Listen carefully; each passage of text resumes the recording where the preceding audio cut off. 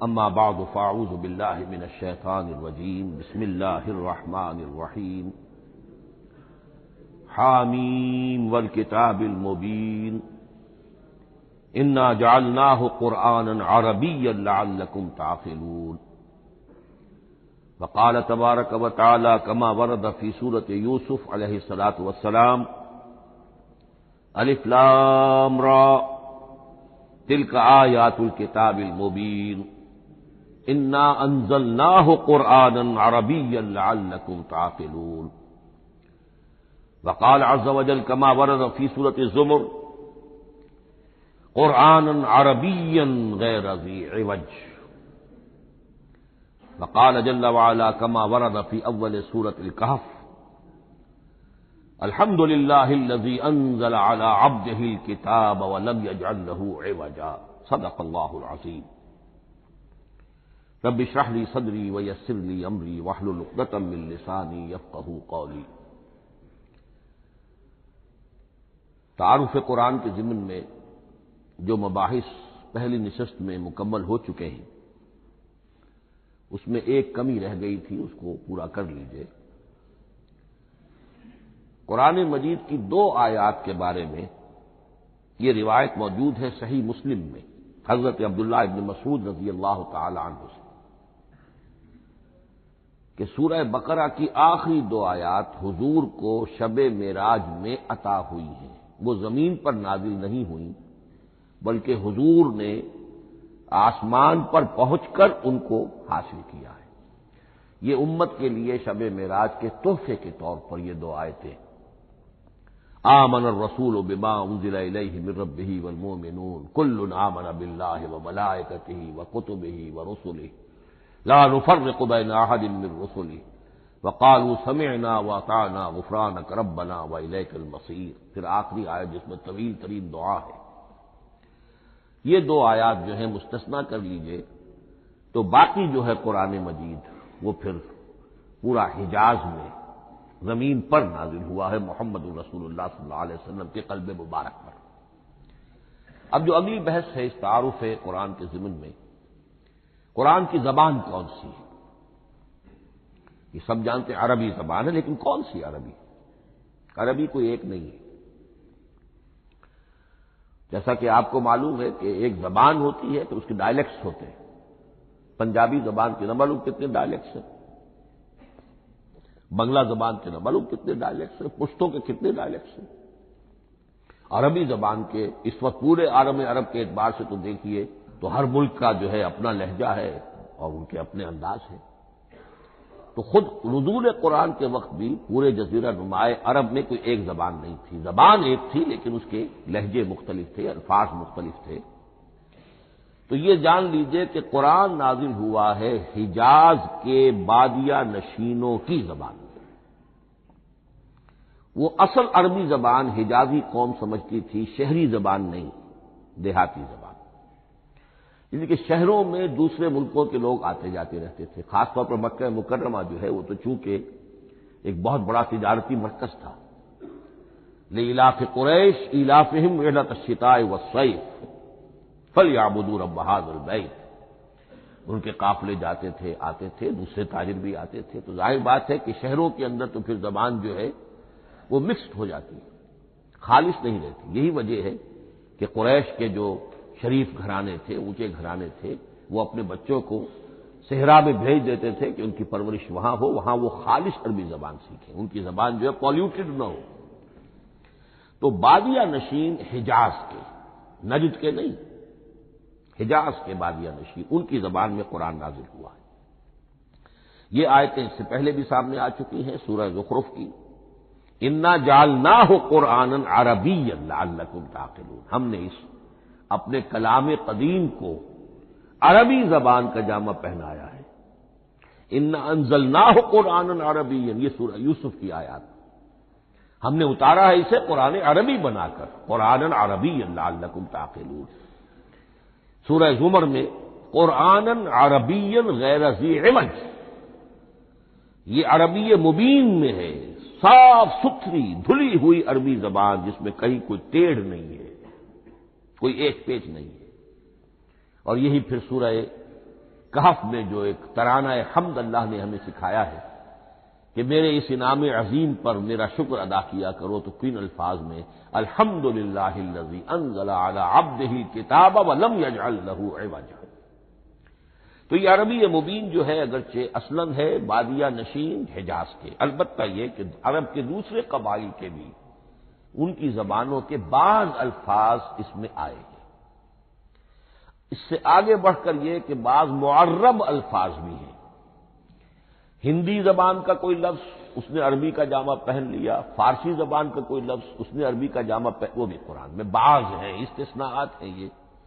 جیسے سنگ گل، یہ فارسی زبان کا لفظ ہے، سنگ گل، وہ سجیل بن کر قرآن مجید میں آ گیا ہے، حجارۃ من سجیل، یہ جو الم تر کیف فعل ربک باصحاب الفیل سورہ فیل میں ہے، سنگ گل کا سجیل بنا۔ اس طرح کے کچھ اور الفاظ بھی ہیں، لیکن یہ سمجھیے کہ ایکسیپشنز پروو دی رول، یہ استثناءات ہیں، قاعدہ اپنی جگہ پر قائم رہے گا کہ یہ حجاز کے بدوؤں بادیہ نشینوں کی جو زبان تھی اس میں قرآن نازل ہوا ہے۔ اس قرآن کے بارے میں، اس کی زبان کے بارے میں جو چند پہلو سامنے رہنے چاہیے، فصاحت اور بلاغت کی معراج، یہ میں بعد میں قرآن کے وجوہ اعجاز پر جب بحث کروں گا کہ یہ کس کس اعتبار سے معجزہ ہے، تو وہاں زیادہ تفصیل سے یہ بات آئے گی کہ عربی زبان کی فصاحت اور بلاغت کی معراج ہے۔ آپ کو معلوم ہے کہ آج بھی دنیا میں یہودی بھی ہیں جن کی مادری زبان عربی ہے، عیسائی بے شمار ہیں جن کی مادری زبان عربی ہے، ان کے ہاں بھی عربی ادب کی چوٹی کی کتاب جو پڑھائی جاتی ہے وہ قرآن ہے۔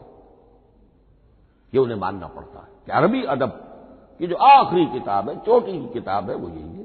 یہودی بھی پڑھائیں گے، جیسے آپ انگریزی زبان پڑھنی ہے سمجھنی تو شیکسپیئر کے بغیر آپ کیسے سمجھیں گے؟ اب وہ تو ایک سٹینڈرڈ ہے۔ اسی طریقے سے یوں سمجھیے کہ عربی زبان عربی ہونے کے اعتبار سے کلام اللہ ہونا اس پر ان کا ایمان نہیں ہے، لیکن یہ کہ عربی زبان کے اعتبار سے اس کی فصاحت اور بلاغت کا لوہا وہ مانتے ہیں۔ پھر اس میں خاص ملکوتی غنا ہے، ڈیوائن میوزک، صوتی آہنگ ہے، عذوبت ہے، مٹھاس ہے۔ لاہور میں ایک صاحب ہیں جو پروفیسر ہیں فونیٹکس کے پنجاب یونیورسٹی میں، وہ کہتے ہیں میں ثابت کر سکتا ہوں کہ جتنے بھی آج دنیا میں اصول ہیں صوتی، یہ خود اپنی جگہ ایک بہت بڑی سائنس ہے، اس کے اعتبار سے میں ثابت کر سکتا ہوں کہ بلند ترین موسیقی قرآن مجید میں، ملکوتی غنا۔ اسی لیے قرآن مجید کو اچھی سے اچھی آواز میں پڑھنے کی تاکید آئی ہے۔ زینوا القرآن باصواتکم، قرآن کو اپنی آوازوں سے مزین کرو۔ اسی طریقے سے من لم یتغن بالقرآن فلیس منا، جو قرآن مجید کو اچھی سے اچھے طریقے پر پڑھنے کی کوشش نہیں کرتا وہ ہم میں سے نہیں ہے۔ اسی طرح کے واقعات بھی ہوئے ہیں۔ حضرت ابو موسیٰ اشعری رضی اللہ تعالی عنہ، وہ بہت خوش الحان تھے، تو ایک روز حضور سفر رات کے وقت کہیں گشت پر تھے، جا رہے تھے ان کے مکان کے قریب سے، تو وہ اس وقت رات کی نماز میں قرآن پڑھ رہے تھے، تو حضور وہاں کافی دیر تک کھڑے ہو کر سنتے رہے۔ ظاہر بات ہے کہ اس وقت کے مکان کیا ہوتے تھے، ایک ایک حجرہ ہوتا تھا، یہ کوئی کئی کنال کی کوٹھیاں تو نہیں ہوتی تھی کہ کیا پتہ چلے ان کے اندر کیا ہو رہا ہے۔ وہ تو حضرت ابو بکر کے مکان کے پاس سے گزرتے تھے تو ان کی تلاوت سنتے تھے، حضرت عمر کے مکان کے قریب سے گزرے ان کی تلاوت سنی، حضرت عمر بلند آواز میں پڑھتے تھے، حضرت ابو بکر بڑی پست آواز میں پڑھتے تھے۔ حضور نے پوچھا کہ تم ایسا کیوں کرتے ہو؟ حضرت عمر نے کہا میں اس لیے کرتا ہوں، زور سے پڑھتا ہوں کہ شیطان بھاگ جائے۔ حضرت ابو بکر نے عرض کیا کہ میں اس لیے پڑھتا ہوں کہ جس کو میں سنا رہا ہوں وہ سنتا ہے، اس کو بلند آواز کی ضرورت نہیں۔ حضور نے کہا کہ ابو بکر تم ذرا اونچی کر لو آواز، اور عمر تم ذرا پست کر لو، ایوریج میں لے آؤ۔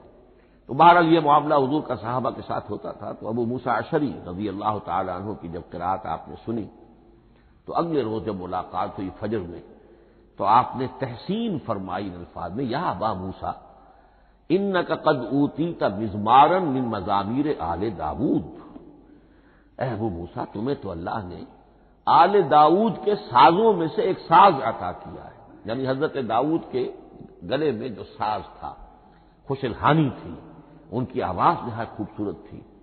تو اسی طریقے سے اب وہاں کوئی مزمار سے مراد وہ نہیں ہے، آلات موسیقی نہیں، گلے میں جو اللہ تعالیٰ نے رکھا ہے۔ تو انک قد اوتیت مزمارا من مزامیر آل داؤد۔ ایک آخری بات یہ نوٹ کیجئے کہ قرآن مجید کا عظیم ترین احسان ہے عربی زبان پر۔ یہ یوں سمجھیے کہ ایک ستون کی طرح اس زبان کو ٹھہرا دیا ہے، اس کو سٹیبل کیا ہے قرآن مجید۔ آج بھی پوری دنیا میں جسے عرب کہتے ہیں فصیح زبان، لغہ فصحی، وہ ایک ہے، وہ قرآن کی ہے۔ زبانیں بدلتی رہتی ہیں۔ اردو 300 سال پہلے کی دکن میں جب شروع ہوئی، وہ آج آپ پڑھ بھی نہیں سکیں گے وہ کیا اردو تھی ولی دکنی کی۔ پھر وہ کیا اس نے روپ بدلے ہیں، اب وہ اردو کس شکل میں ہے، فارسی کن کن شکلوں میں رہی ہے، مختلف، انگریزی کتنی شکلیں بدل گئی ہیں، لیکن عربی قائم ہے۔ اس کے لیے جیسے کہ قرآن مجید میں آتا ہے کہ ہم نے پہاڑ زمین میں گاڑ دیے اس کو سٹیبلائز کرنے کے لیے، ان تمید بکم، تمہیں لے کر زمین ایک طرف کو جھک نہ جائے۔ تو جس طرح یہ پہاڑ جو ہیں سٹیبلائزنگ ایفیکٹ رکھتے ہیں اس زمین کے لیے، اسی طریقے سے قرآن سٹیبلائزر ہے عربی زبان کا۔ اس کے اندر جو ایک ٹھہراؤ اور جماؤ پیدا کیا ہے، یہ قرآن مجید کا احسان عظیم ہے۔ تعارف قرآن کے ضمن میں اگلی گفتگو، قرآن کے اسماء و صفات۔ عربوں کا ایک خاص ذوق تھا، اور ظاہر بات ہے کہ اللہ تعالیٰ نے جب قرآن نازل کیا ہے تو عربوں کے ذوق کو بھی مد نظر رکھا ہے۔ ان کا ذوق کیا تھا؟ جس چیز سے انہیں محبت ہوتی تھی اس کے وہ بہت سے نام رکھتے تھے۔ گھوڑے کے لیے ہزاروں لفظ مل جائیں گے آپ کو، شیر کے لیے 5000 الفاظ مل جائیں، تلوار کے لیے 5000 الفاظ مل جائیں، یعنی اس شے کی جو بھی صفت ہے اس صفت کے اعتبار سے ایک نام، کوئی اور صفت ہے اس صفت میں ایک اور نام، تو وہ صفاتی نام۔ اب جیسا کہ آپ کو معلوم ہے اللہ کے 99 نام صفاتی تو ہے نا، اللہ کی ایک صفت دوسری صفت، اسی کے اعتبار سے اس کے نام ہیں۔ قرآن مجید کے اسماء علامہ جلال الدین سیوطی رحمۃ اللہ علیہ نے 55 شمار کیے، لیکن وہ بھی مکمل نہیں ہے لسٹ، اس لیے کہ اس میں ایک اہم نام برہان یہ شامل نہیں ہے۔ ان میں سے جو اہم اسماء ہے میں آپ کو سنا دیتا۔ القرآن، جس پر گفتگو بعد میں ہوگی، اس لیے کہ سب سے زیادہ ایک رائے یہ ہے کہ یہ تو اس میں جامد ہے، اس میں علم ہے قرآن کے لیے، پراپر ناؤن ہے۔ الکتاب، الذکر، الہدا، النور، الفرقان، کلام اللہ، الوحی، روحا من امرنا۔ پھر اس کی صفات کے اعتبار سے الکریم، الحکیم، العظیم، المجید، المبین، رحمہ، العلی، بصائر، بشرا، بشیر، نذیر، عزیز، قرآن عزیز، بلاغ، بیان، احسن القصص، احسن الحدیث، موعظہ، شفاء، مبارک، مہیمن، قیم، مثانیہ، متشابہ۔ یہ میں نے آپ کو 23 نام بتائے ہیں، لیکن یہ کہ علامہ جلال الدین سیوطی نے 55 گنوائے۔ لیکن جو بحث دلچسپ ہے وہ یہ ہے کہ جو اس کے لیے لفظ القرآن ہے، اس کے معنی کیا ہے اور یہ کس مصدر سے، کس مادے سے یہ لفظ بنا ہے۔ ایک رائے تو یہ ہے کہ یہ اس میں جامد ہے، یہ مشتق نہیں ہے، کسی مادے سے نکلا ہوا نہیں ہے۔ اور یہ بھی آپ نوٹ کر لیجئے، اللہ کے اسماء میں سے بھی ایک نام کو سمجھا جاتا ہے، وہ مشتق نہیں ہے، اس میں جامد ہے، اس میں علم ہے، اور وہ ہے اللہ۔ باقی سارے نام صفاتی ہیں، ایک نام، اس لیے اس میں ذات کہتے ہیں، اس میں ذات۔ لیکن یہ رائے متفق علیہ نہیں ہے، یہ کچھ لوگوں کی رائے ہے۔ ایک رائے یہ بھی ہے کہ یہ بھی اس میں علم نہیں ہے، یہ بھی مشتق ہے الہ سے۔ جیسے حکیم، یہ صفت ہے۔ الحکیم یہ اللہ کا نام ہو گیا۔ الہ ایک معبود، الالہ معبود برحق، الالہ وہ اللہ بن گیا، ایک رائے یہ۔ لیکن یہی اسی طریقے سے نوٹ کیجئے کہ قرآن مجید کے بارے میں بھی ایک رائے ہے کہ القرآن اس کا اسم علم ہے، پراپر ناؤن ہے، یہ جامد ہے، یہ مشتق نہیں ہے، کسی اور مادے سے نکلا نہیں۔ لیکن جو اکثریت کی رائے ہے، جس پر تقریباً اجماع ہے، وہ یہ ہے کہ نہیں، یہ اس میں جامد نہیں، اس میں مشتق ہے۔ لیکن پھر دو رائے ہیں کہ مادہ کیا ہے۔ ایک قرن قاف را نون اور ایک قرا قاف را حمزہ، یہ دو مختلف مادوں کے بارے میں رائے ہے کہ قرآن ان سے نکلا ہے۔ قرن کہتے ہیں کسی چیز کا قریب ہو جانا، جڑ جانا، مل جانا۔ یہ حج کی جو 3 شکلیں ہیں، حج تمتع ہے، حج قران ہے اور حج افراد ہے۔ قران کیا ہے؟ ایک ہی احرام میں عمرہ بھی اور حج بھی دونوں کو جمع کر لیا جائے تو یہ حج قران ہے۔ اسی سے قران الصعدین کا لفظ استعمال ہوتا ہے۔ قرینہ اور قرائن جو ہے اسی سے الفاظ۔ امام فرا کی رائے یہ ہے کہ قرن سے یہ قرآن بنا ہے، اس لیے کہ اس میں بھی اللہ تعالی کی آیات جمع ہو گئی۔ اسی طرح قرأ قاف را اور حمزہ، اس قرات کا مصدر بھی بن جاتا ہے، جیسے رجحان، را جیم ہے، رجح سے رجحان، غفران، غفرانک ربنا، پروردگار ہم تیری مغفرت کے خواستگار ہیں۔ اسی طرح قرآن قرأ سے بنا ہے۔ مفعول جو ہے وہ مصدر کے معنی میں آ جاتا ہے، یعنی پڑھی جانے والی شے۔ اور ایک قرأ آتا ہے عربی زبان میں، قرأت الماء فی الحوض، میں نے پانی جمع کر لیا حوض کے اندر، بارش ہوئی، میں نے کچھ پانی حوض میں جمع کر لیا، قرأت الماء فی الحوض۔ اسی سے قریہ کا لفظ بنا، قریہ بستی کو کہتے ہیں جہاں لوگ جمع ہو کر رہتے ہیں، قریہ۔ تو اس معنی میں یہ قرآن جو ہے یہ جمع ہے، اللہ تعالیٰ کی صفات اور اللہ کی ذات جو ہے اور اس کی آیات کا جامع ہے۔ یہ ہے لفظ قرآن کی بحث۔ اگلی بحث اور بڑی اہم ہے اور دلچسپ ہے، قرآن کا اسلوب کلام کس کیٹیگری میں فال کرتا ہے؟ قرآن کیا ہے؟ ایک شے کی تو سختی سے نفی کی اللہ نے، یہ شعر نہیں ہے۔ وما علمناہ الشعر وما ينبغي له، سورہ یاسین۔ ہم نے شعر تو انہیں سکھایا ہی نہیں، محمد رسول اللہ کو صلی اللہ علیہ وسلم، اور وہ شعر ان کے شایان شان بھی نہیں ہے۔ شاعروں کے بارے میں سورہ شعراء میں چونکہ بالعموم شاعروں کے بارے میں جو بات کہی گئی ہے، والشعراء یتبعهم الغاوون الم تر انہم فی کل واد یہیمون انہم یقولون ما لا یفعلون الا الذین آمنوا۔ استثناء تو ہے کہ اچھے لوگ بھی ہوتے ہیں، لیکن اکثر و بیشتر شعراء کا معاملہ یہی ہے، ان کی پیروی کرتے ہیں وہی لوگ کہ جو حد سے گزرنے والے ہوتے ہیں، لاؤبالیانہ انداز والے لوگ، غیر سنجیدہ لوگ پیروی کرتے ہیں۔ خود وہ بھی زمین و آسمان کے قلابے ملاتے ہیں، کبھی ادھر کی بات کبھی ادھر کی بات۔ اور تیسری بات یہ کہ عام طور پر جو کہتے ہیں وہ کرتے نہیں ہیں، انہم یقولون ما لا یفعلون۔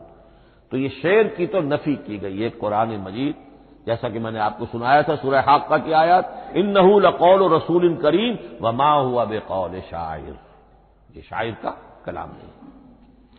البتہ ایک بات نوٹ کیجئے، جسے آزاد شاعری، آزاد نظم کہا جاتا ہے،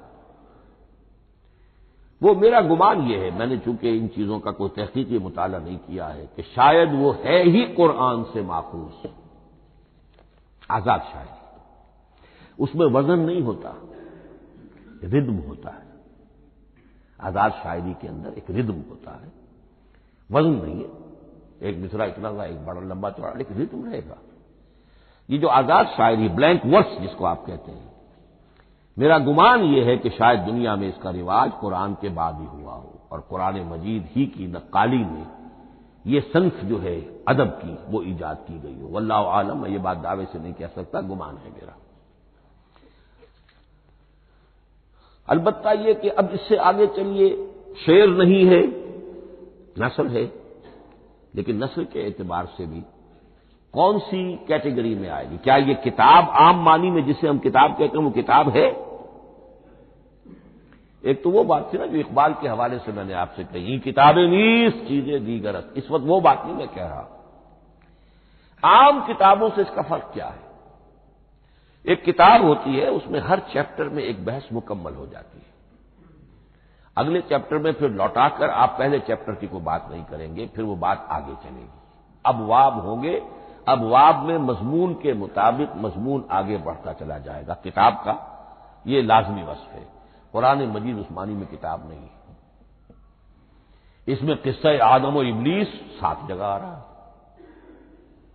بار بار آ رہا ہے، سورہ بقرہ میں، سورہ آراف میں، سورہ ہجر میں، سورہ بنی اسرائیل میں، سورہ کہف میں، پھر سورہ طٰہٰ میں، چلتے جائیے، سورہ صاد میں حضرت موسیٰ علیہ السلام کا قصہ کتنی مرتبہ آ رہا ہے۔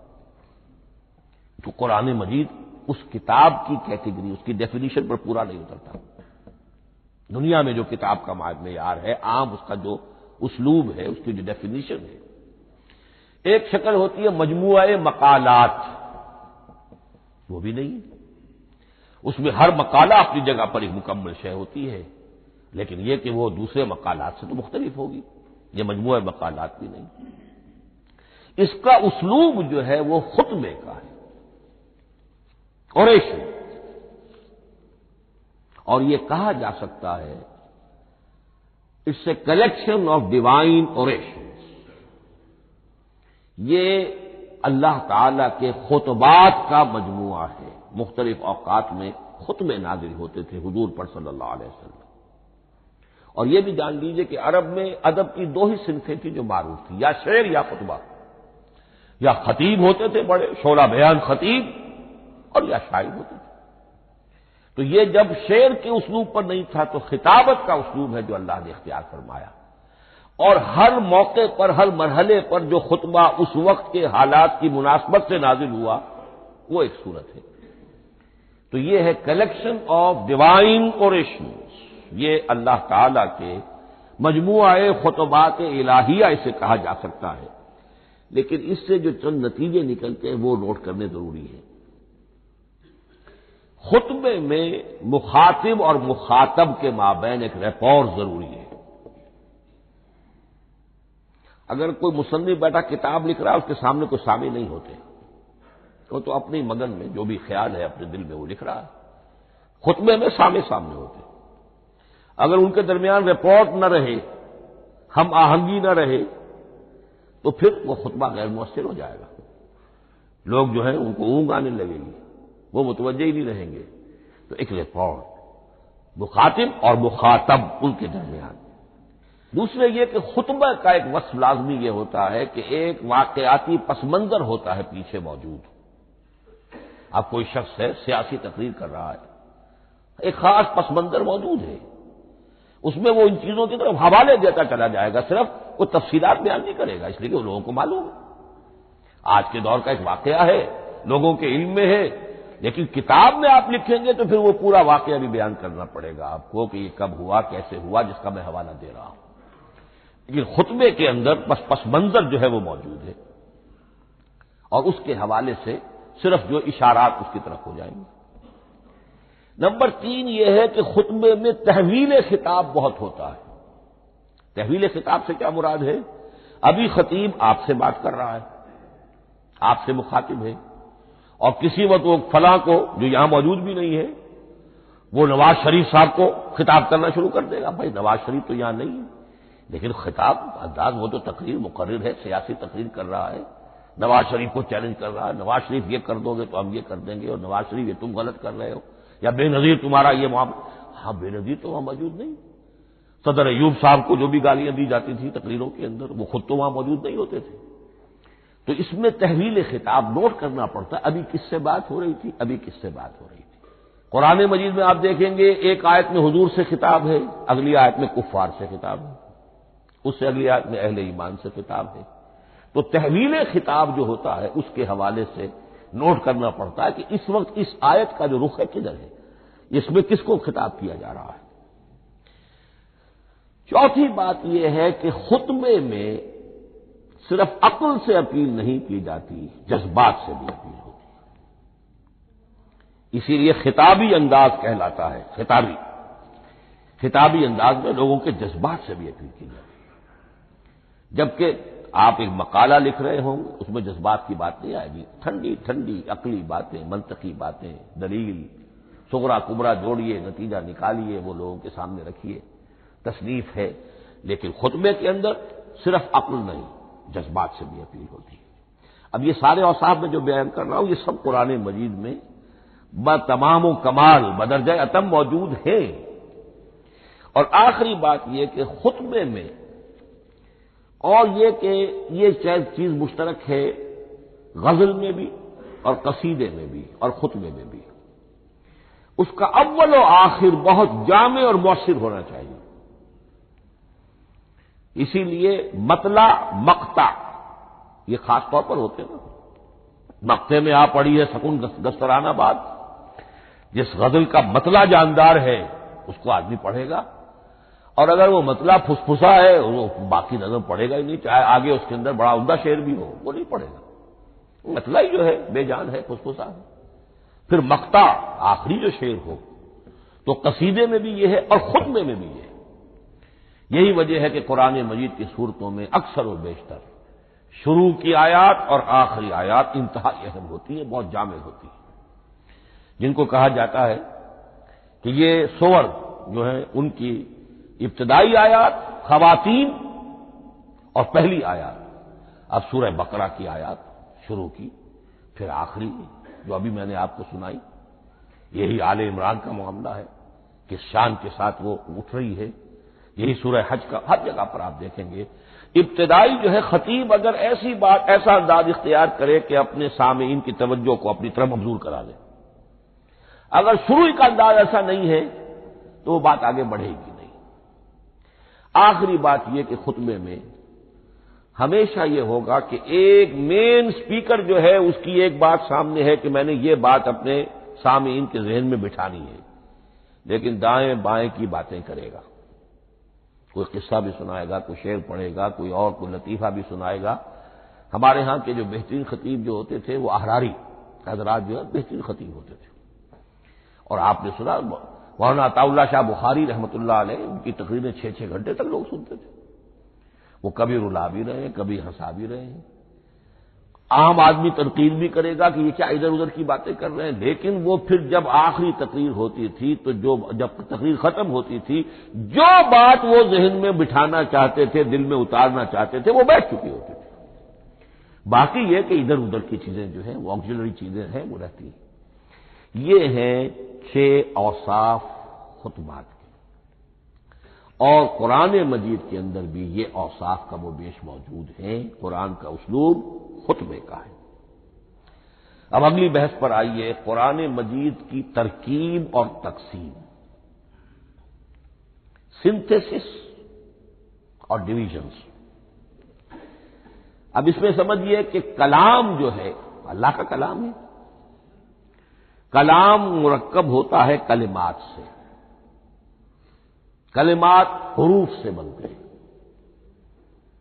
عربی زبان کے حروف 28 یا 29 ہیں، الف اور حمزہ کو ایک ہی مانیں گے تو 28 رہ جائیں گے، الف علیحدہ حمزہ علیحدہ تو 29 ہو جائیں گے۔ یہ حروف جڑتے ہیں، لفظ بنتے ہیں۔ لفظ محمل بھی ہوتا ہے لیکن کلمہ وہ کہلاتا ہے جو بامانی لفظ ہو۔ پھر ان کلمات کو آپ جوڑتے ہیں، یہ مرکب توصیفی بن گیا، مرکب اضافی بن گیا، مرکب عددی بن گیا، مرکب جاری بن گیا۔ پھر ان مرکبات کو جوڑ کر فقرہ بنتا ہے، جملہ بنتا ہے، کلام مفید جس کو کہا جاتا ہے۔ قرآن مجید کے اعتبار سے علامہ سیوطی نے مخصوص جو قرآن کی اصطلاحات ہیں ان کے حوالے سے ایک بات کہی ہے، لیکن واقعہ یہ ہے کہ قرآن کی اصطلاحات خود اپنی ہیں، دنیا کی دوسری کسی بھی اصطلاحات پر ان کو قیاس نہیں کیا جا سکتا۔ لیکن جاہز چونکہ قدیم تھے، انہوں نے قرآن مجید کو کہا یہ دیوان کی شکل رکھتا ہے، جیسے کہ حافظ کا دیوان، کسی اور کا دیوان۔ سورتیں جو ہیں وہ قصیدوں کی شکل میں ہیں، بیت شعر آیت ہے، قوافی جو ہوتے ہیں شعروں میں قافیہ وہ یہاں فواصل ہے، آیت کے آخری حروف ایک دوسرے سے مشابہ ہوتے ہیں کہ جن سے پھر وہ صوتی آہنگ پیدا ہوتا ہے۔ الرحمن علم القرآن خلق الانسان علمہ البیان۔ اب یہ ایک فواصل جو ہے وہ جڑتے چلے جاتے ہیں، ان میں آہنگ پیدا ہوتا ہے۔ لیکن حقیقت کے اعتبار سے پہلی بات یہ نوٹ کیجئے، قرآن مجید کی اکائی ہے آیت، اسے نہ آپ جملہ کہہ سکتے ہیں نہ فقرہ کہہ سکتے ہیں۔ انگریزی میں ہمارا چونکہ بائبل کے لیے بھی جب ورس کا لفظ آ جاتا ہے تو انگریزی تراجم میں، انگریزی تحریروں میں، مقالوں میں ورس قرآن مجید کی آیت کے لیے لفظ آ جاتا ہے، ورس نمبر فلاں، بالکل غلط ہے۔ قرآن کی آیت یہ اس کا اپنی اصطلاح ہے، اپنا مفہوم ہے۔ لغوی مفہوم کیا ہے؟ نشانی، آیت نشانی۔ قرآن کی ہر آیت اللہ کے علم اور حکمت کی نشانی ہے۔ اب قرآن کی آیتیں نوٹ کیجئے، صرف حروف پر بھی مشتمل ہے، الف لام میم حروف مقطعات اور آیت بن گئی۔ وہ مرکبات ناقصہ پر بھی مشتمل ہے، والعصر مرکب جاری ہے، حرف جار، آیت ہو گئی۔ پورے جملے پر بھی مشتمل ہے، ان الانسان لفی خسر، ایک جملہ ہے، اور 10 جملوں پر بھی مشتمل ہے۔ اللہ لا الہ الا هو الحی القیوم لا تاخذہ سنۃ ولا نوم لہ ما فی السماوات و ما فی الارض الی آخر الآیہ۔ آیت الکرسی کا انالیسس کیجئے، 10 جملے موجود ہیں اس میں۔ تو نوٹ کر لیجئے، یہ چیز توقیفی کہلاتی ہے، یہ کسی گرامر کے اصول پر نہیں ہے، کسی منطق کے اصول پر نہیں ہے۔ آیات قرآنیہ کی تعیین توقیفی ہے، یعنی حضور کے بتانے پر موقوف ہے۔ حضور نے بتایا والعصر، یہ آیت ہو گئی، آیت ہو گئی، ہم آیت مانیں گے۔ الف لام میم آیت ہو گئی۔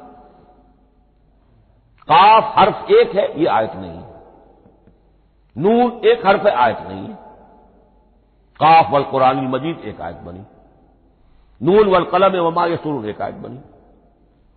تو اس طریقے سے اس کو کہتے ہیں توقیفی، موقوف علیہ ہے حضور کے بتانے پر۔ اب اس میں روایات کا اختلاف ہو سکتا ہے کہ حضور سے کوئی روایت یہ ہو کہ یہ ایک آیت بنی یا 2 آیتیں بنی۔ مثلا بڑی اہم مثال آپ کو دے رہا ہوں، سورہ مزمل کی جو دوسرا رکوع ہے، پورا دوسرا رکوع، وہ ایک آیت شمار ہوتا ہے۔ اور میرا بڑا گمان رہا بہت عرصے تک کہ یہ ایک آیت نہیں ہو سکتی، یہ مختلف اوقات میں نازل ہوئی ہیں، 2 اوقات میں نازل ہوئی ہے، اور یہ مجھے قول مل گیا علامہ سیوطی کے ہاں، حضرت عبداللہ ابن عباس رضی اللہ تعالی عنہما کا قول کہ یہ 2 آیتیں ایک نہیں۔ لیکن یہ کہ یہ ہوگا موقوف روایت پر، میں کوئی نہیں ہوں جو اسے قرار دے سکوں۔ ہاں مجھے اگر کوئی روایت مل جاتی ہے، کوئی خبر یا اثر، خبر محمد الرسول اللہ کی یا اثر آپ کے کسی صحابی کا صلی اللہ علیہ وسلم و رضی اللہ تعالی عنہ، تو پھر یہ ہے کہ ہم مانیں گے۔ تو اس کو کہتے ہیں توقیفی۔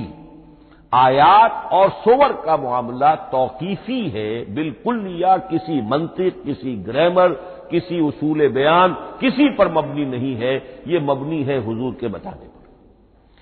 اس طرح سورت کسے کہتے ہیں؟ عربی زبان میں سور کے معنی ہے فصیل۔ فضرب بینہم بسور لہ باب، سورہ حدید کے اندر الفاظ آئے۔ اب اس کا کیا تصور دیا گیا کہ ہر آیت جو ہے وہ اللہ کے علم اور حکمت کی نشانی ہے۔ 10 آیتیں، 20 آیتیں، 100 آیتیں، 285 آیتیں، 286 آیتیں جوڑ کر ایک فصیل باندھ دی گئی۔ یہ شہر حکمت خداوندی ہے، ایک نظم ہوتا ہے۔ جیسے آپ شہر کا ٹاؤن پلاننگ آج کا تو بہت بڑا فن ہے، بڑی اسپیشلائزیشن ہے، شہر کو پلان کرنا، اس کے اندر کیا کچھ ہونا چاہیے، کس طرح سے ہونا چاہیے۔ تو یہ سورت جو ہے یہ ایک یونٹ ہے قرآن مجید کی، اور اس کا جو لفظی معنی ہے فصیل، گویا کہ اس نے گھیرے میں لیا ہوا ہے ایک شہر معنی کو، علم و حکمت کے ایک شہر کے گرد یہ فصیل جو ہے پوری ہوئی ہے۔ اب اس میں نوٹ کر لیجئے جہاں تک، اچھا جیسے آیتیں چھوٹی بھی ہیں بڑی بھی ہیں، والعصر بھی آیت ہے اور الف لام میم بھی آیت ہے، اور جیسا کہ میں نے عرض کیا آیت الکرسی بھی آیت ہے۔ اس طرح سورتیں چھوٹی بھی ہیں بڑی بھی ہیں۔ سورۃ العصر 3 آیتیں، سورۃ الکوثر 3 آیتیں، سورۃ النصر 3 آیتیں، 3 ہی سورتیں 3 آیتوں پر مشتمل ہیں، 3 سے کم پر کوئی نہیں، 2 آیات کی کوئی صورت نہیں ہے۔ لیکن آگے آپ چلتے جائیے، اس کی بڑی سے بڑی تعداد سورہ بقرہ جو ہے سب سے بڑی ہے۔ تو آیت اور سورت کے علاوہ دور صحابہ میں صرف ایک لفظ اور تھا قرآن کی تقسیم کے ضمن میں، اور وہ تھا منزل یا حزب۔ منزل یا حزب 7 منزلوں میں یا 7 احزاب میں قرآن کو تقسیم کیا گیا، تاکہ جو شخص قرآن مجید ایک ہفتے میں ختم کرنا چاہے، ہر شب میں، اکثر و بیشتر وہ لوگ رات کو ہی رات کی نماز میں قرآن پڑھتے تھے، ایک منزل پڑھ لے تو ہفتے میں پورا قرآن ختم ہو جائے گا۔ یہ حزب بھی ہے اور منزل بھی ہے، اور یہ چونکہ دور صحابہ میں تھا، یقیناً حضور نے بتایا ہوگا، اس میں آپ کو عجیب حسن نظر آئے گا۔ اس میں یہ نہیں کیا گیا کہ بالکل برابر برابر 7 کر دو بھائی، چاہے صورتیں ٹوٹ جائیں، صورتوں کی فصیل کوئی نہیں ٹوٹتی اس میں، صورتیں مکمل جو کہ تو آئیں گی۔ اور پھر یہ کہ عجیب بات ہے کہ سورہ فاتحہ کو اگر ایک طرف رکھ دیں، وہ قرآن کے دیباچے کی حیثیت رکھتی ہے، تو پہلی منزل میں 3 سورتیں، دوسری میں 5 سورتیں، تیسری میں 7، چوتھی میں 9، پانچویں میں 11، چھٹی میں 13 اور 7ویں میں 65۔ یہ ہے کہ جو ان صورتوں کی ایک بڑی جیسے کہ ایک سیڑھی چڑھ رہی ہے، اور تقریباً مساوی ہو جاتے ہیں، کوئی 4.25 پارے ہے، کوئی 4.5 پارے ہے، کوئی 4.25 پارے، اس طریقے سے ہے، تقریباً مساوی۔ لیکن آرٹیفیشل ایکویلٹی پیدا کرنے کے لیے، مصنوعی مساوات پیدا کرنے کے لیے صورتوں کی فصیلوں کو نہیں توڑا گیا۔ اس سے آگے چل کر جو پاروں کی تقسیم ہے وہ بہت بعد کی بات ہے، 30 پارے، اور اس میں آپ کو یہ ساری قباحتیں نظر آئیں گی۔ اس میں صورتوں کی فصیلیں توڑی گئی ہیں اور بڑے بھونڈے طریقے پر توڑی گئی۔ سورہ ہجر ایک آیت ادھر ہے، باقی ساری صورت جو ہے اگلے پارے میں فصیلیں توڑ دی گئی۔ معلوم ہوتا ہے کسی شخص کے پاس جو قرآن تھا مصحف، اس نے صفحے گنے، 7 سے 30 سے تقسیم کیا اور برابر صفحوں کے اندر وہ پارے بنا دیے۔ لیکن بہرحال دور صحابہ میں پاروں کا کوئی ذکر نہیں تھا، یہ بات کی بات ہے۔ دور صحابہ میں آیت، سورت اور حزب۔ اسی طریقے سے طویل سورتوں کو جو رکوعوں میں تقسیم کیا گیا، یہ بھی بات کی بات ہے۔ لیکن یہ جو تقسیم کیا گیا ہے سورتوں کو رکوعوں کی شکل میں، 35 سورتیں تو قرآن کی ایسی ہیں چھوٹی ہیں جو ایک ایک ہی رکوع پر مشتمل ہے، آخری پارے کی۔ آخری پارے کی 37 سورتیں ہیں، پہلی 2 کی جو 2 رکوع ہے، باقی سب کی سب جو ہے وہ ایک ہی رکوع شمار ہوتا ہے۔ لیکن رکوع کیوں کیے گئے؟ لمبی صورتوں میں سے اگر کچھ حصہ پڑھنا ہے نماز میں، سورہ بقرہ پوری تو نہیں پڑھ سکتے آپ ایک رکعت کے اندر، تو اس کا وہ حصہ پڑھا جائے جس میں ایک مضمون پورا ہو جائے، مضمون نہ ٹوٹے، تاکہ وہاں پر رکوع کرے آدمی کہ جہاں پر کہ وہ مضمون ایک اعتبار سے مکمل ہو گیا۔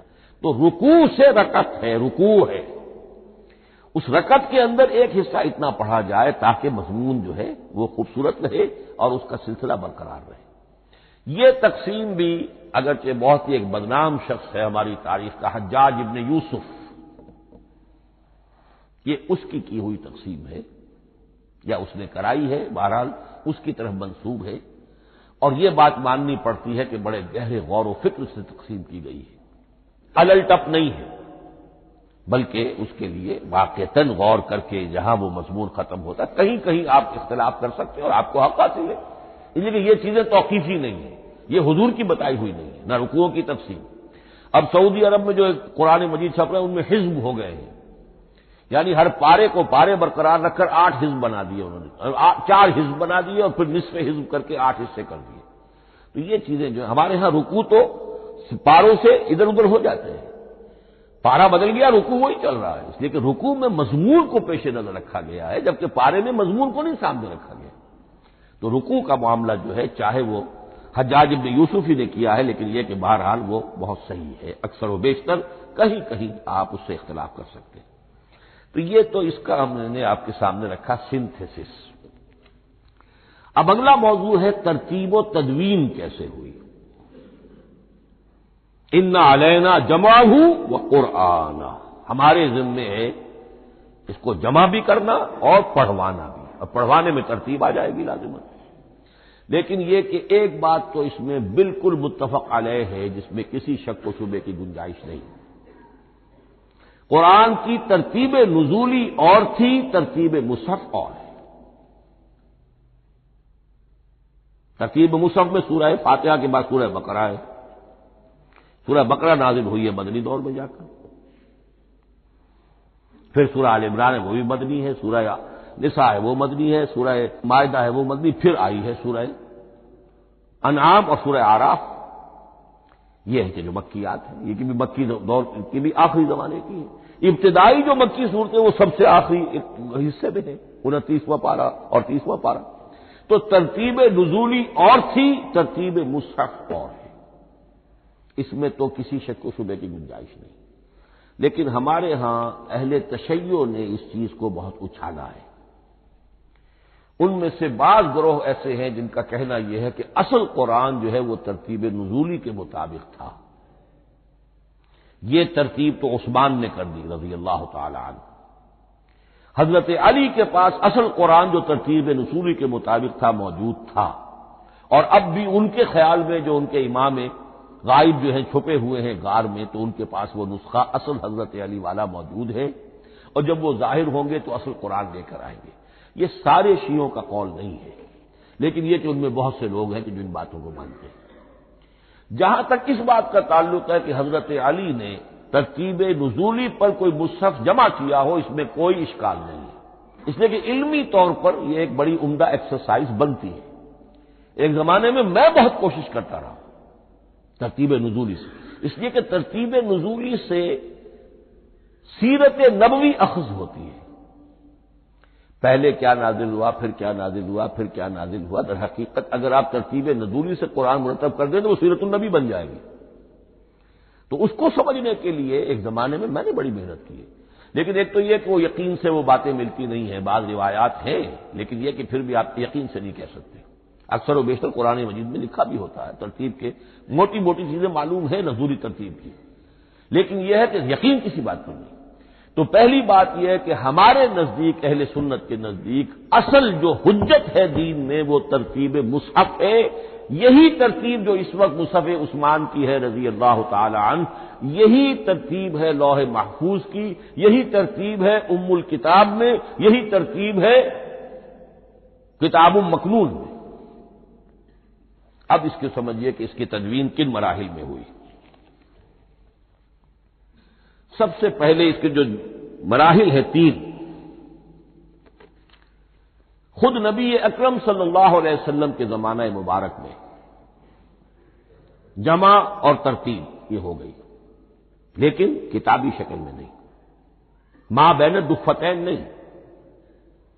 حضور نے لوگوں کو پڑھ کر سنایا، اس ترتیب سے سنایا جس ترتیب سے یہ مصحف میں اب موجود ہے، اور ہر رمضان میں حضرت جبرائیل دورہ کرتے تھے حضور کے ساتھ، جتنا کہ قرآن اس وقت تک نازل ہو چکا ہوتا تھا، اور آخری رمضان مبارک آپ کی حیات طیبہ کا جو تھا اس میں 2 مرتبہ پورے قرآن کا دورہ ہوا، تو دورہ قرآن بغیر ترتیب کے تو نہیں ہو سکتا۔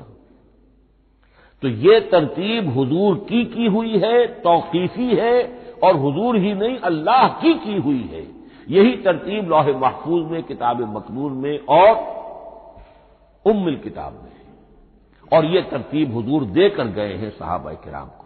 حفاظ تھے، کتنے حفاظ جو ہیں جنگ یمامہ میں شہید ہو گئے، تبھی تو خیال آیا کہ اس کو کتابی شکل میں بھی مرتب کیا جائے، لیکن کتابی شکل میں جسے کہتے ہیں 2 گتوں کے درمیان ایک کتاب مجلد، اس صورت میں جہاں تک میں تحقیق کر سکا ہوں اور جہاں تک ہمارے اکثر و بیشتر لوگوں کی رائے ہے، حضور کے زمانے میں یہ اس طریقے سے ما بین الدفتین، 2 گتوں کے مابین ایک کتاب کی شکل میں قرآن موجود نہیں تھا، لوگوں کے سینوں میں محفوظ تھا، جیسے محمد الرسول اللہ کے سینے میں محفوظ تھا۔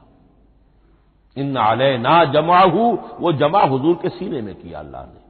اسی طرح پھر صحابہ کرام بے شمار جو حفاظ تھے ان کے سینوں میں محفوظ تھا. دوسرا مرحلہ کب آیا؟ جب حضرت ابوبکر صدیق کے عہد خلافت میں جنگ یمامہ میں بہت سے حفاظ شہید ہو گئے. اب ایک تشویش پیدا ہوئی، ایسا نہ ہو کہ قرآن ضائع ہو جائے، لہذا اسے کتابی شکل میں مرتب کر لینا چاہیے.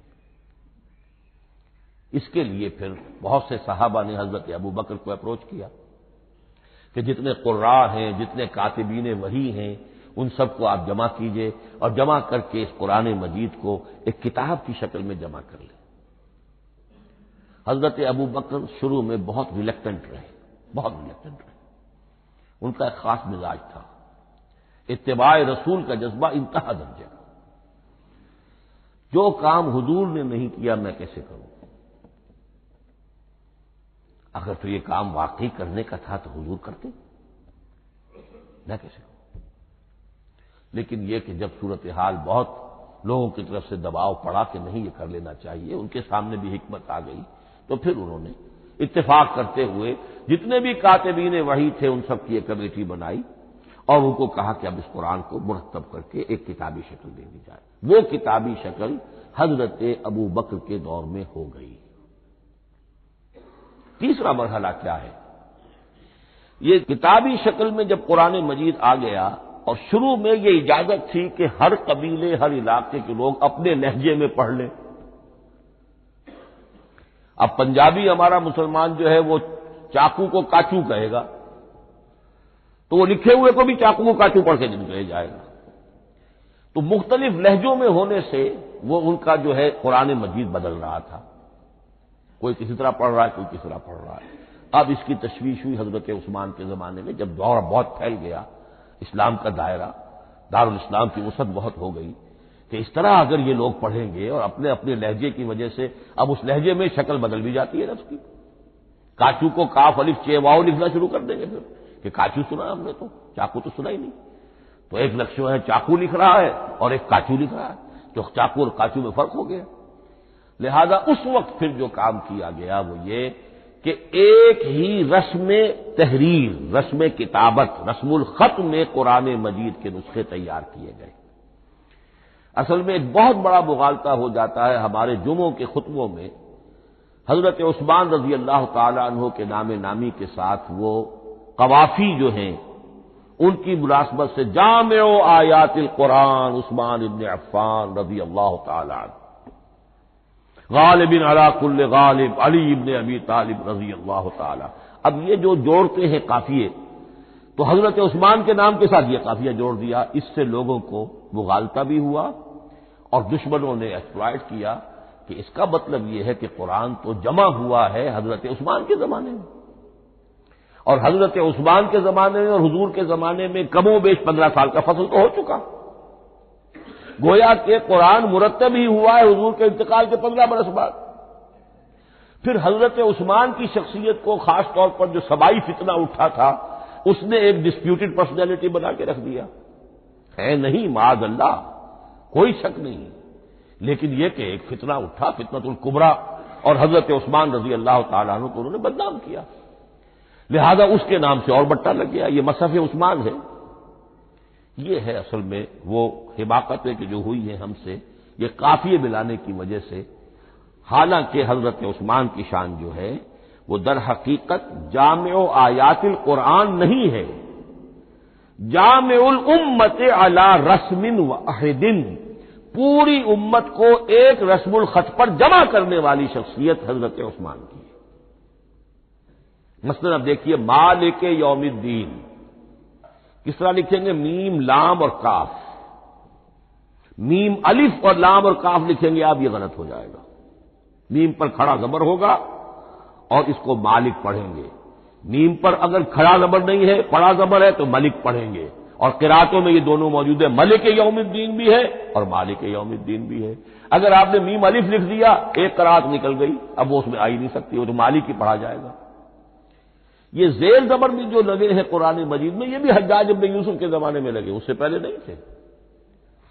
اور یہ رموز و اوقاف، یہ آیتوں کے نشان اور یہ وقفہ بیچ میں، یہ بھی حجاج بن یوسف کے زمانے کی چیزیں ہیں، ورنہ عربوں کے لیے تو ان کی اپنی زبان تھی، انہیں ان چیزوں کی ضرورت ہی نہیں تھی۔ آپ کو معلوم ہے پرانے زمانے کے جو منشی ہوتے تھے، انشا پرداز، وہ جب خط لکھتے تھے تو اس میں نقطے وغیرہ نہیں لگاتے تھے۔ جس کو خط لکھا جا رہا ہے وہ توہین سمجھے گا کہ شاید مجھے جاہل سمجھا کہ نقطے بھی لگا کے بھیجا جا رہا ہے خط پر، گویا کہ میں تو سمجھ ہی نہیں سکتا بغیر نقطوں کے۔ تو یہ جو ہے پرانے جو شکستہ خطوط لکھے جاتے تھے ان کا یہ انداز تھا، لہذا کوئی نقطے وغیرہ نہیں تھے، یہ بھی بعد میں لگے۔ تو ملک یوم الدین، مالک یوم الدین، اس کی رسم آئے گا میم لام کاف، کھڑا زبر ہے مالک یوم الدین اور ویسے پڑا زبر ہے ملک یوم الدین۔ یہ رسم الخط ہے جس پر کہ حضرت عثمان رضی اللہ تعالی عنہ نے پوری امت کو جمع کر دیا اور اس کے نسخے تیار کرا کے، مختلف روایات میں آتا ہے 5 یا 7 نسخے تھے، ایک مدینہ منورہ میں رکھا اپنے پاس، اور اسی پر ان کے خون کے دھبے بھی ہیں، اور وہ نسخہ قرآن مجید کا اب استنبول کے اندر ہے، توپ کاپی کا جو عجائب خانہ ہے، عجائب گھر ہے، جس میں جہاں نوادرات کے ساتھ ساتھ حضور کے بھی کچھ تبرکات اور جمع ہیں، وہاں وہ نسخہ موجود ہے۔ اس میں انگلی جو کٹی تھی حضرت نائلہ جو ان کی اہلیہ تھی، جب وار کیا گیا ہے حضرت عثمان پر، قرآن پڑھ رہے تھے، انہوں نے روکا اپنے ہاتھ سے، ان کی انگلی کٹی اور اس کے خون کے قطرے جو ہیں وہ مصحف پر آئے۔ تو یہ وہ قرآن، پھر انہوں نے ایک مکہ مکرمہ میں، ایک دمشق میں، ایک کوفے میں، ایک یمن، ایک بحرین، ایک بصرہ، مختلف جگہوں پر وہ آفیشل ورژن قرآن کا صرف رسم الخط اسکرپٹ کے اعتبار سے۔ لیکن اب پھر نوٹ کر لیجئے، قرآن مرتب ہو چکا، مدون ہو چکا دور نبوی میں، لیکن کتابی شکل میں نہیں، سینوں میں محفوظ۔ دور خلافت ابی بکر میں وہ کتابی شکل میں لایا گیا، اور اس کے لیے پھر بحث ہوئی کہ اب اس کا نام کیا رکھا جائے۔ اس کے لیے کئی نام تجویز ہوئے، سفر بھی، انجیل بھی، وغیرہ وغیرہ، لیکن پھر اس کو حضرت عبداللہ ابن مسعود رضی اللہ تعالی عنہ نے اہل حبشہ سے استشہاد کرتے ہوئے مصحف نام رکھا، مصحف۔ یہ مصحف بن گیا حضرت ابو بکر کے زمانے میں، لیکن مصحف کی قراءت کے جو فرق ہو رہے تھے تو وہ لکھنے کے اندر بھی فرق آنا شروع ہو گیا، اس کو دور کیا حضرت عثمان نے، اس کا آفیشل ورژن تیار کروایا، ایک رسم الخط پر پوری امت کو جمع کر دیا، باقی جو نسخے تھے انہیں آپ نے پھر ضائع کر دیا، تاکہ کوئی اور یہ نہ رہے کہ اب یہ بھی ایک تھا پرانا نسخہ نکل آیا، اس میں تو یہ لفظ اس طرح لکھا ہوا ہے۔ تو جامع الامت علی رسم واحد، ایک ہی رسم الخط پر پوری امت کو جمع کرنے والی شخصیت وہ حضرت عثمان کی ہے رضی اللہ تعالی عنہ۔ بہرحال یہ نوٹ کیجئے کہ یہ مرحلہ بھی حضرت عثمان کے زمانے میں، تو یوں سمجھیے کہ حضرت عثمان کا پورا عہد بھی آپ جوڑ لیں تو آپ کی جو شہادت ہے وہ تقریباً یوں سمجھیے کہ حضور کے انتقال کے وہ 25 برس بعد ہے، گویا ربع صدی کے اندر اندر حضور کے انتقال کے بعد، چوتھائی صدی کے اندر اندر سارے مراحل طے ہو گئے۔ یہی وجہ ہے میں نے شروع میں آپ کو بتایا تھا کہ پوری دنیا یہ مانتی ہے کہ آج جو قرآن مسلمانوں کے پاس ہے یہ ہے وہی جو محمد عربی صلی اللہ علیہ وسلم نے اپنی امت کو دیا تھا۔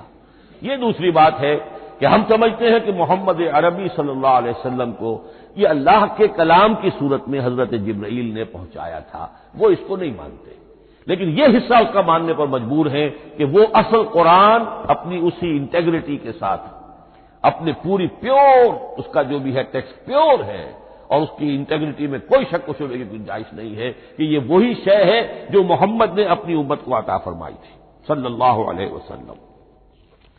ایک آخری بات، چل میرے پاس 3 منٹ ہیں، یہ جو میں نے آپ کو ترتیب بتائی تھی قرآن کی، آیتیں، سورتیں، پھر حزب، اب اس میں ایک شے نوٹ کر لیجئے، آیت اللہ تعالی کے علم و حکمت کا ایک نمونہ ہے، آیتوں کو جوڑ کر جب سورت بنائی تو آیتوں کے اندر جو ربط ہے، اس ربط آیات سے ایک اور معنی، ایک اور حکمت کا دروازہ کھلتا ہے۔